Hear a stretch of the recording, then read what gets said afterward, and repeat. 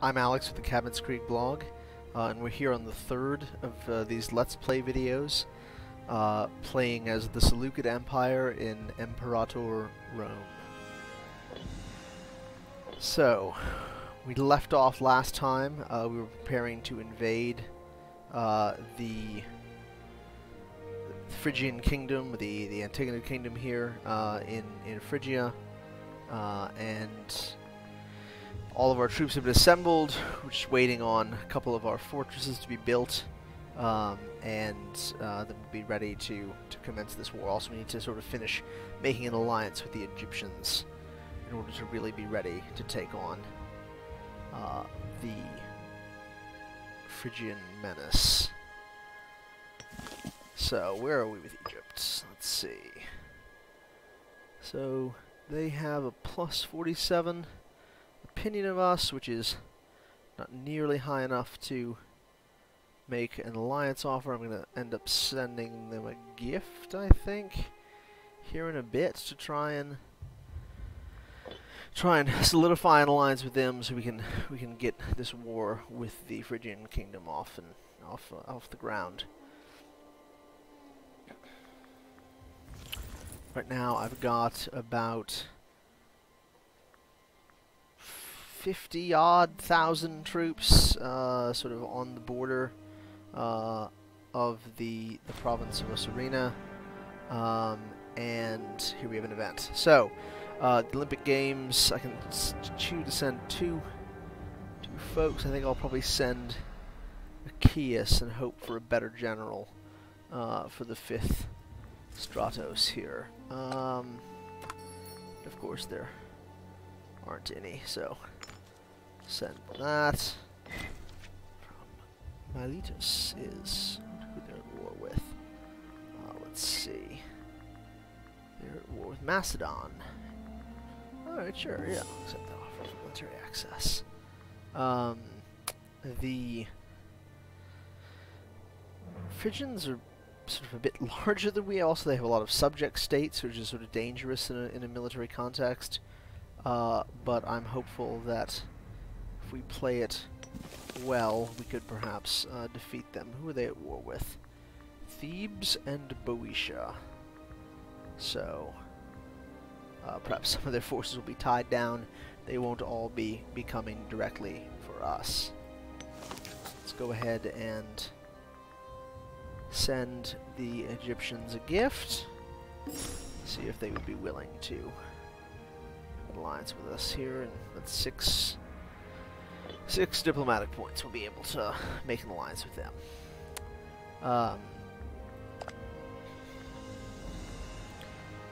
Let's see, I can potentially marry off one of our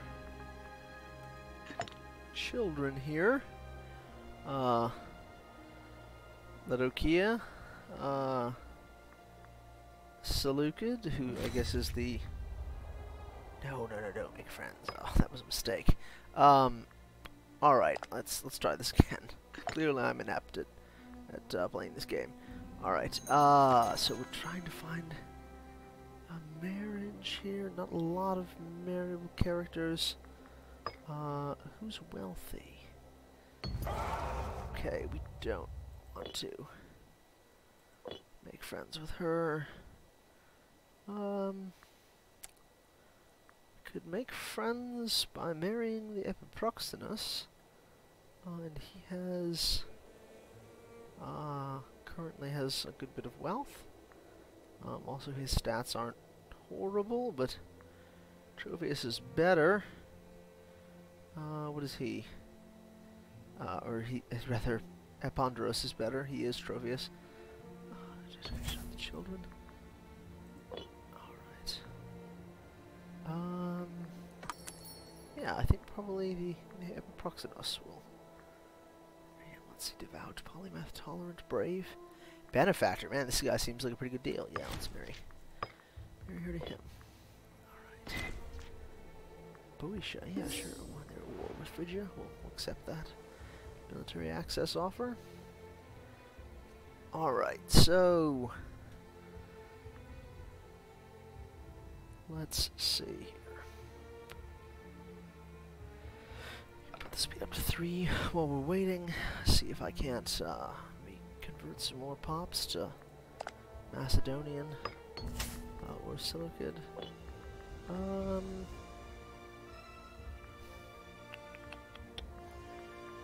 Let's convert some freemen to Hellenic.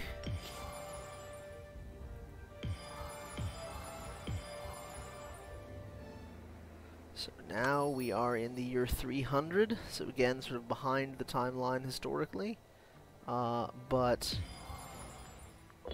trying to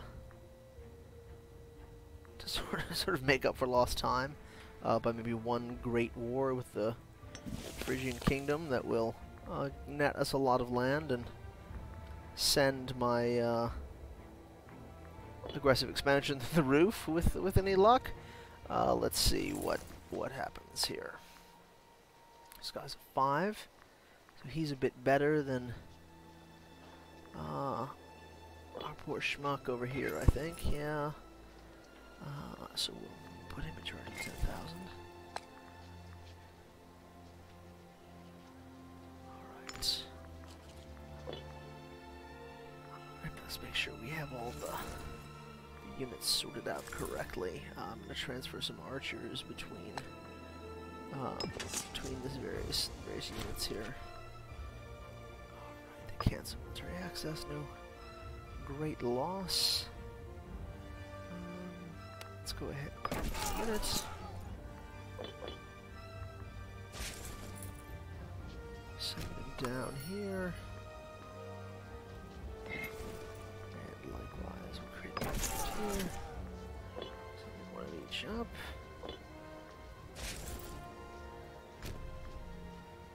And maybe for the king as well. I'll take some of the archers out of his battalions and put them over here. Oh.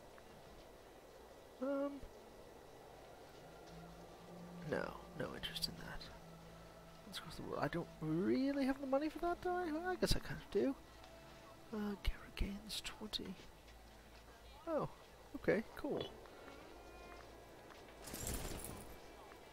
Yeah, let's grab these again. Taking one of each of these, and putting them over in Seleucus' army. Alright, so having kind of reorganized my army here, hopefully we'll be ready to fight whenever the Egyptians sort of get off the fence and decide they're going to join us in an alliance. I've got really kind of 2 okay generals, a 9 and a 7 level military commander, then 2 not so great generals, so sort of ranking at about a 5. So hopefully we'll be able to. Alright, now we can in fact offer Ptolemy an alliance, so we'll go ahead and do that. And hopefully they're not at war with anyone, so now may be the time. There's a sort of a great quote about Seleucus from the again the sort of the historian Appian, Greek historian who's lived sort of in the Roman era in the 2nd century AD or CE, and he says that Seleucus was always lying in wait for neighboring nations, strong in arms and persuasive in counsel. And so while I'm definitely not quite as perhaps effective or as ruthless as Seleucus was, maybe we'll have some luck here in this first sort of war of the Diadochi between us and Phrygia. So let's take. We'll have the war goal be to take Osirene, and we'll call Parthia in, and I guess we have to wait to call Egypt in, so we'll wait to do that. But again, the goal is just kind of to seize as much territory here in the in this sort of region, this sort of the war goal region, and then also try to kind of prevent the enemy from taking our territory, get the war score up, and then when they've been kind of reduced, move more forces in to sort of seize other regional capitals, which will be important for taking them in the war goal. I'm going to increase the pay of my armies, which is going to reduce the amount of money I'm getting per month, but will sort of increase the morale of my troops, which I think might be useful during wartime.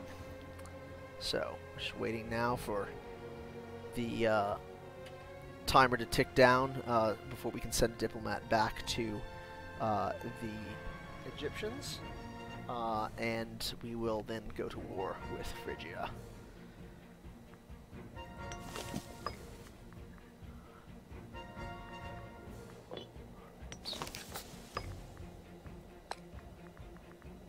So, once again, setting the war goal as Osirine, calling the Egyptians into war. And here we go. Wish me luck. Alright. We've honored our military alliance. Good. Alright, so, pause it. Sort of set the orders out here. I'm going to send this guy up. Trying to minimize the amount of attrition that we take in each of these attacks. Trying to space the men out. Sort of one of the older military maxims sometimes you hear quoted is march divided and fight concentrated, and that's sort of what we hope to do, is keep the troops in different areas and maybe not suffer as much attrition as we might. I'm not really great at micromanagement in this game, so I mean some folks find that you can split troops off into 1,000 or 2,000 man units and do something called carpet sieging, which is quickly sort of sieging out these whole areas. I found when I try to do that, and again because I kind of suck at this game to some extent, the enemy ends up sort of snapping up these little 1,000 or 2,000 men units, and I'd like to try and avoid that if possible. So with that in mind, I'm going to keep the units about the same size as we have now, and try to seize as much, sort of quickly, but keep them together long enough to actually try and fight. You know, to keep enough troops together at once that they could withstand an attack by an enemy group if they had to. So this fortress up in the north has sort of sieged down an area up here. I'm trying to keep the assault going as much as possible. Sacking of Edessa. Let's go with the middle option and gain some forces loyal to us here. Actually have you come all the way down to Algama. This guy go over here, and you're not doing anything. Get over there. So again, the siege is kind of going all right. Not any huge amount of attritional losses yet. I think I've gone down maybe 1,000 since the start of the war, which is not a good rate to be going down. Yeah, I know I'm not paying for my navy. The navy's not even on this part of the world. So 5th Stratos does not have a commander. Where are they even? I left a man back in the capital? Huh. That's crazy. Oh my gosh. Who is this? Why does it still say V then? That doesn't make any sense. Okay, let's put Akios back in charge. Alright. So I am doing okay here. Actually have you guys move down to Ikenai.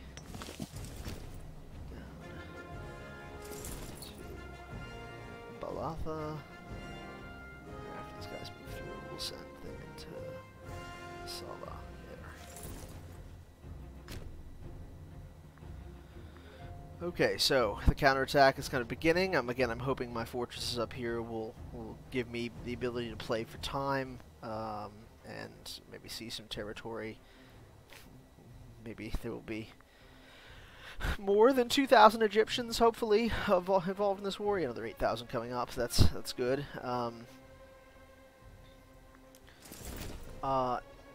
Maybe it's just because I've kind of in the previous playthroughs I played this war and lost, but I find there's almost like a sort of sense of psychological inferiority when you're going up against the Phrygians, because they seem to always have more troops and troops that are better, better equipped than yours, and so I don't know. I'm going up against Antigonus is always a daunting prospect, at least from my perspective, playing the Seleucids in the past 3 or 4 games that I've been exploring with them. All right, so let's go ahead and continue the attack out here. If things continue to go well, I'll kind of recruit some more troops, some lighter troops, to sort of seize down some of this territory down in the south. But I really do need to sort of watch things up in the north as well. All right, and unless I'm mistaken, I've now sort of retaken the major areas up in the north here. Oh, and there is an army. All right, so I'm going to send these guys down to attack this particular army of Phrygia, which is mostly cavalry, so maybe I won't catch them, but I figure we'd give it a try. Likewise, we have an advantage in numbers up here with these 2 armies against the 2 armies from Cappadocia. So hopefully we'll be able to kind of outmatch them here, maybe? We'll see. It's always a dicey prospect. I do have a fort down here, that's good, so they're not going to be able to penetrate deep into my territory, which is always kind of a disaster. Hopefully. I think forts block movement in this game. Maybe they don't. That would be annoying if they did not. But no, it doesn't. It looks like they're going to try to siege that down, which means hopefully we'll catch them. We still have 36,000 men up here in the north, which is more than the Cappadocians have brought to bear, at least at this particular second. Let's see who all the Phrygians are at war with. Just us and Egypt, it looks like. So I think we can probably expect way more Phrygian troops to be on the move towards our direction here. We've won the battle against these sort of 6,000 raiders down here. We'll sort of come back up to the north and try to take some more territory. We've got a positive war score now at 1 because we've managed to take this province. Let's see how much money we can turn. 4 a turn. So I'm going to go ahead and I might risk an attack up here. Oh, no, maybe not. No. Moving on. So the goal being to sort of concentrate superior forces and superior generals too, I guess, against the Cappadocians before more enemy troops can arrive. And then I'm going to pause it for a second, I think, and recruit a few more cavalry forces. Recruit some 3 horse archers and 3 light cavalry. Sort of a fast-moving army that can attack, sort of what they were trying to do to me, kind of attack these desert provinces and not maybe suffer a huge amount of attrition while doing so, hopefully, because of the relatively low weight. And we're going to go ahead and attack.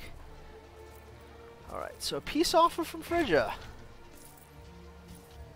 Hey, that's nothing to sneeze at. Not bad. That's a good sign if we've been able to do that. We'll of course decline it. Hopefully we'll get more. We managed to scare off the Cappadocians, at least for the time being. So we'll kind of go back down here into the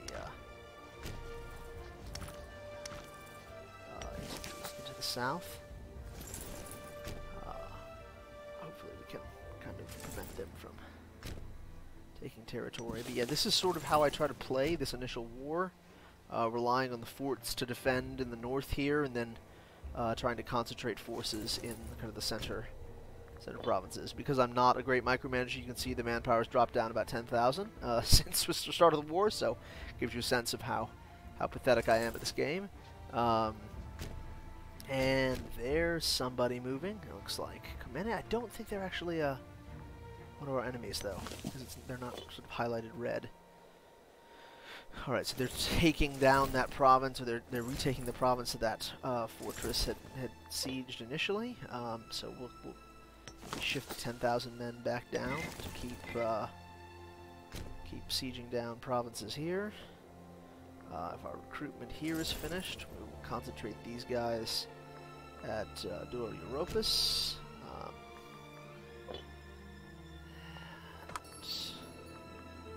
Another piece off Phrygia, which we will decline.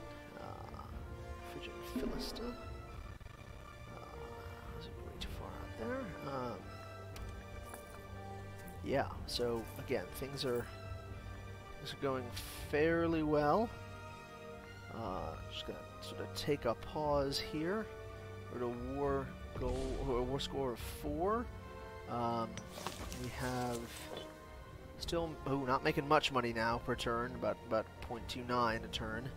Our manpower is not taken too much of a hit, but we've seized the war goal, and it looks like at least some of their forces are still deployed, sort of fighting the subjects of Egypt in the Aegean, which is fairly helpful, I think. And I think we're going to sort of take a pause there for this episode, and maybe come back to this war in the next episode. So if you're still suffering through these, I appreciate your stick-to-itiveness, and hopefully Seleucus will sort of achieve victory over Antiochus in this Diadochi war when you return next time.